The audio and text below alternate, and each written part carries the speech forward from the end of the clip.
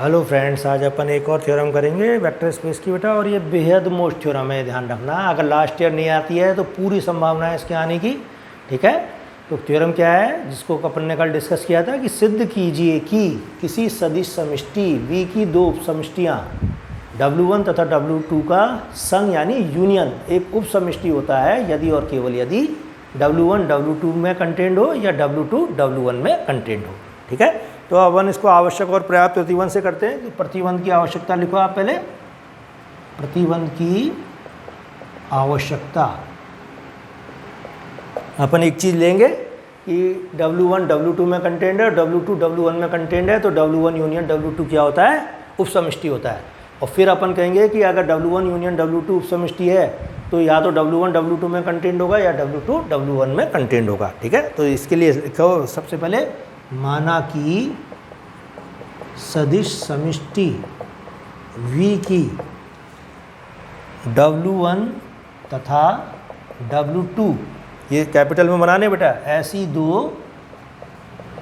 दो उप समष्टियाँ हैं, ऐसी दो उप समष्टियाँ हैं कि W1 कंटेन्ड इन W2 या W2 कंटेन्ड इन W1, ठीक है। तो कहता है कि माना कि सदिश समष्टि V की W1 तथा W2 ऐसी दो उप समष्टियाँ हैं कि W1 या तो W2 में है या W2 W1 में है, ठीक है। अब वही कह रहे हैं, तब W1 यूनियन W2 कौन सी ये चीज़ अगर लें, पहले देखो आप, मैं बता रहा हूँ W1 यूनियन W2, आप एक इस तरह से सोचो कि W2 तो बाहर वाला गोला हो गया और W1 अंदर वाला गोला हो गया, तो इन दोनों का यूनियन क्या होगा? पूरा बड़ा वाला गोला। तो आप क्या लिखोगे? W1 यूनियन W2, इस केस में क्या आ जाएगा? W2। तो इज इक्वल टू क्या होगा? W2, ठीक है। या अब वो कह रहा है इसका रिवर्स करोगे तो क्या चीज़ आएगी? इसको आप W1 लोगे और इसको W2 लोगे, तो इनका यूनियन क्या आएगा इस वक्त? W1, ठीक है। ये कब है? ये कंडीशन कब है? जब W1 कंटेंड है W2 में। और ये चीज़ है, ये कब है? जब ये चीज़ कंटेंड है। तो ये ध्यान रखना, अगर ये लिख रहे हो आप या और ये, तो यहाँ W2 लगाना है पहले। कहीं W1 लगा दिया तो एग्जामिनर पकड़ लेगा, नंबर काट लेगा तुम्हारे। और सर्किल से आप रफ में बना लेना, आराम से ये चीज़ समझ में आ जाएगी। सर्किल बनाने की ज़रूरत नहीं है एग्जाम में। आप सीधे W1 union W2 is equal to क्या लिखोगे? W2 या W1। कब? कि सदिश समष्टि V की W1 तथा W2 ऐसी दो उप समष्टियाँ हैं कि W1 कंटेन्ड इन W2 या W2 कंटेन्ड इन W1, तब इनका यूनियन क्या होगा? कि W2 जो बड़ी चीज़ होगी वो आ जाएगी या W1, ठीक है। अब W2 और W1 दोनों ही क्या है? उप समष्टियाँ हैं, इसलिए इनका संग भी क्या हो गया? उप समष्टि। तो आप लिखोगे क्या? चूँकि W1 तथा W2 दोनों ही उप समष्टियाँ हैं, चूँकि W1 तथा W2 दोनों ही उप समष्टियाँ हैं, दोनों ही उप समष्टियाँ हैं, इसलिए W1 यूनियन W2 भी V की उप समष्टि होगी, ठीक है। ये प्रूफ करना था अपने को। अब इसका सेकंड पार्ट प्रूफ करेंगे बेटा, प्रतिबंध की पर्याप्तता। तो वो कैसे करते हैं देखो, उसको अपन कॉन्ट्राडिक्शन से करेंगे। तो कॉन्ट्राडिक्शन से जैसे अपन ने ग्रुप में किया था वही चीज़ यहाँ पर है, लेकिन अब वो ग्रुप वाला पार्ट अनिल जी ने पढ़ाया था, आपने कितना किया मुझे नहीं पता, चॉइस में छोड़ दिया या क्या है, लेकिन अब यहाँ तो सीखना ही पड़ेगा, यहाँ तो अपनी मजबूरी है बेटा। क्या लिखेंगे अपन? माना कि W1 यूनियन W2, ठीक है, सदिश समष्टि V की, सदिश समष्टि V की एक उप समष्टि है, ठीक है। तब हम सिद्ध करेंगे कि W1 कंटेन्ड इन W2 या W2 कंटेन्ड इन W1, ठीक है। अब वो ये कहता है यदि संभव हो तो, माना कि, यदि कॉन्ट्राडिक्शन ले रहे हैं अपन, यदि संभव हो तो माना कि और कॉन्ट्राडिक्शन लेंगे तो रिजल्ट भी कॉन्ट्राडिक्टरी आएगा। तो यदि संभव हो तो माना कि W1 does not contain in W2, पहले ये चीज़ लेते हैं हम, ठीक है। तो कह रहा है एक सेट दूसरे का सबसेट नहीं है, तो इसकी क्या डेफिनेशन लिखोगे मैथमेटिकली आप, तो वो ये लिखता है it implies there exist small W1। ये देखो ये स्मॉल W1 है, ये कैपिटल W1 है, ये कैपिटल W2, ये ध्यान रखना। It implies there exist W1 belong to W1, ठीक है, तथा W1 does not belong to W2। अगर W1 सबसेट नहीं है W2 का, तो इसका मतलब क्या है कि एक एलिमेंट W1 में है और वो एलिमेंट किसी भी हालत में किस में नहीं है, W2 में नहीं है।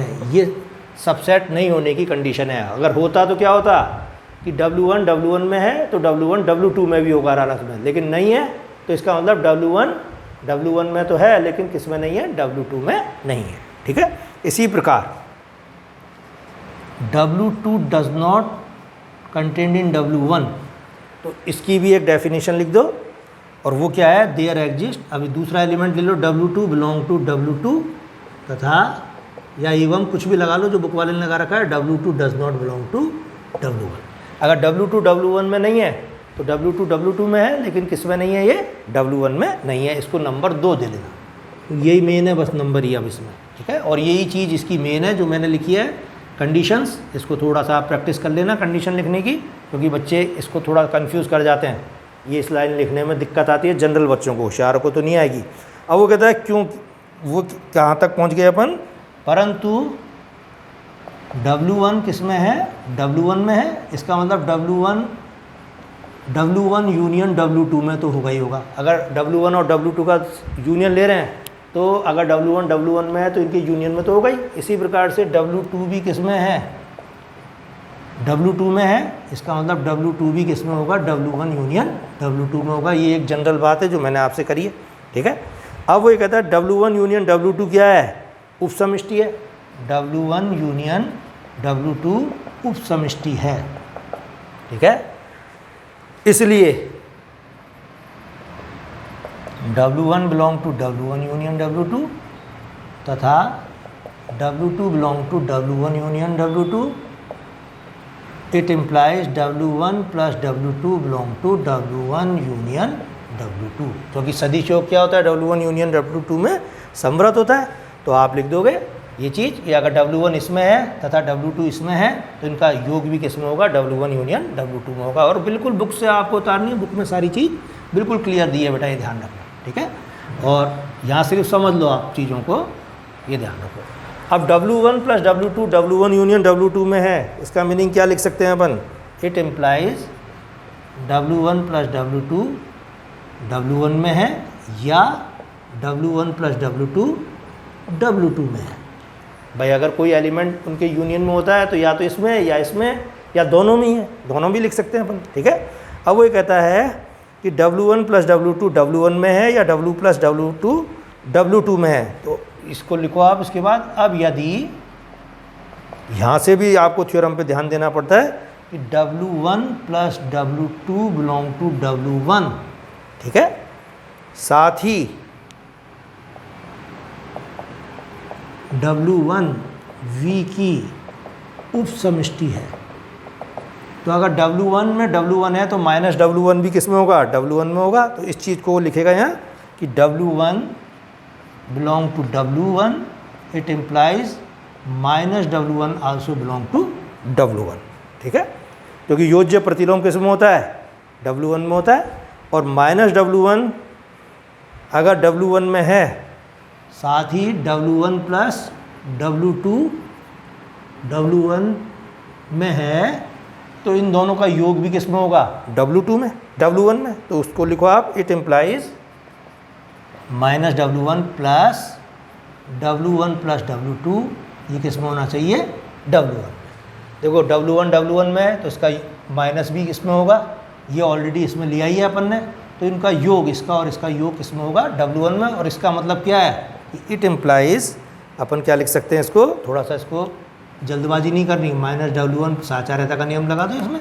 और ये क्योंकि योग संक्रिया के लिए क्या है, ग्रुप है तो साचार्य होगा, और ये चीज़ क्या हो जाएगी, it implies 0 plus W2 belong to W1 और it implies W2 belong to W1। लेकिन ये तो क्या आ गया, ये W1 में था ही नहीं जो एक कंडीशन दिया अपन ने तो जो एलिमेंट माना है कि W1 does not contain in W2, तो उसके अकॉर्डिंग क्या है, W2 किस में नहीं है, किसी भी हालत में W1 में नहीं है। ये जो सेकंड कंडीशन है इसकी, और सेकंड कंडीशन का ये विरोधाभास आ गया। विरोधाभास क्यों आया, क्योंकि अपन ने कोई एक गलत चीज़ मान ली। तो उसको लिखो आप, अब क्या लिखोगे आप कि जो कि 2 का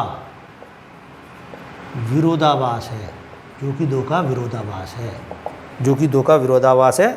साथ ही फिर आप दूसरे के लिए प्रूव करेंगे, साथ ही W1 plus W2 belong to W2 तथा W2 V की उपसमष्टि है। ठीक है, तो W1 plus W2 belong to W2, W2 एक एलिमेंट ले लिया W2 में अपन ने, ठीक है, और इट एम्प्लाइज माइनस W2 भी किस में होगा, W2 में होगा। अब इसको और इसको जोड़ दो, ठीक है, पहले W1 के लिए किया है काम, अब W2 के लिए को करोगे। It implies W1 plus W2 plus minus W2 belong to किस में होना चाहिए, W2 में। और ये चीज़ क्या आ जाएगी अब, it implies W1 plus W2 minus W2 belong to W2, और it implies W1 plus 0 belong to W2, और it implies W1 belong to W2। ठीक है, ये किसका विरोधाभास है, क्या लिखोगे आप, जो कि 1 का विरोधाभास है, जो कि 1 का विरोधाभास है, जो कि 1 का विरोधाभास है, जो कि 1 का विरोधाभास है, जो कि 1 का विरोधाभास है। ठीक है, और ये विरोधाभास क्यों है मानने से, क्योंकि हमने W1 को W2 में नहीं माना और W2 को W1 में नहीं माना।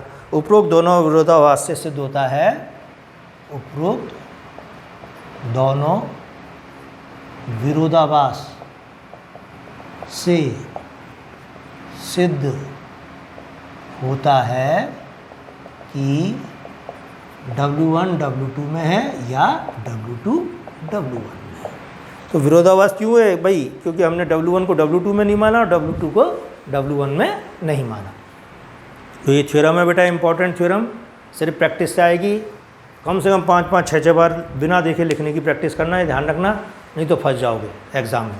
और इस वक्त तुम्हारा फंसने का मतलब है कि एक क्वेश्चन जो है उसकी ग्रेविटी में देख रहा था कि अगर 35 नंबर का पेपर है या मैं इसको 100 नंबर का मान लूँ एक बार, तो एक क्वेश्चन 25 नंबर का पड़ता है तुम्हारे को, यह है 25 का, नहीं तो आप ये मान लो 20 नंबर का पड़ेगा अगर 2.5 क्वेश्चन कर रहे हो तो तुम सोचो, आप 20% आप लूज़ कर जाओगे जैसे ही, और कर दिया तो 20% पूरे।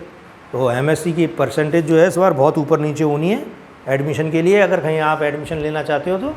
इसलिए बहुत तरीके से आपको बिल्कुल दिन रात एक करके पढ़ना, मेरा तो यही आशीर्वाद तुम लोगों को है बेटा। और ये अगर तुम नहीं करोगे इस बार तो बहुत भयानक रूप से फंसोगे 6 सेम में, ये मैं आपको फिर कह रहा हूँ। तो फिजिक्स भी कोई आसान थोड़ी है और केमिस्ट्री आसान थोड़ी है, एक एक यूनिट घोटने में जान निकल जाएगी तुम्हारी। तो उसको अच्छी तरह से आप पूरी तरह से पढ़ो। अब मैंने तुम्हारे को 3 थ्योरम आज कराई हैं, उसके बाद अब इसमें जो बचता है बेटा इसके क्वेश्चंस बचेंगे। तो क्वेश्चंस भी अपने को करने हैं, उदाहरण सिर्फ उदाहरण करने हैं अपने को। तो मैं बताऊंगा उनमें से भी कौन कौन से उदाहरण बहुत ज़्यादा मोस्ट हैं। जैसे उदाहरण 4 बहुत मोस्ट है, लेकिन वो जो कंडीशंस हैं वो तीनों थ्योरम पे हैं जो मैंने कल परसों आपको कराई थी लास्ट लेक्चर में, कि नेसेसरी और सफिशिएंट कंडीशन क्या है वेक्टर सब स्पेस होने की। तो वो थ्योरम्स अपने को बस ध्यान है कि alpha dot W1 plus beta dot W2 किस में होना चाहिए, W में। उस कंडीशन को लेके वो किसी भी एक वेक्टर स्पेस देगा और कोई एक उसका सबसेट देगा और वो कहेगा क्या ये सबसेट इसका वेक्टर सब स्पेस है। तो 5-6 एग्जाम्पल दे रखे हैं, उनमें भी मैं नंबरिंग डलवा दूंगा तुम्हें कि इन नंबरिंग वालों को एग्जाम्पल को आप तरीके से करोगे तो आपकी एक यूनिट कंप्लीट हो जाती है। तो मेरे को 2 लेक्चर और देने हैं बेटा, और उस 2 लेक्चर के बाद ये यूनिट जो होगी आपकी कंप्लीट हो जाएगी। ठीक है।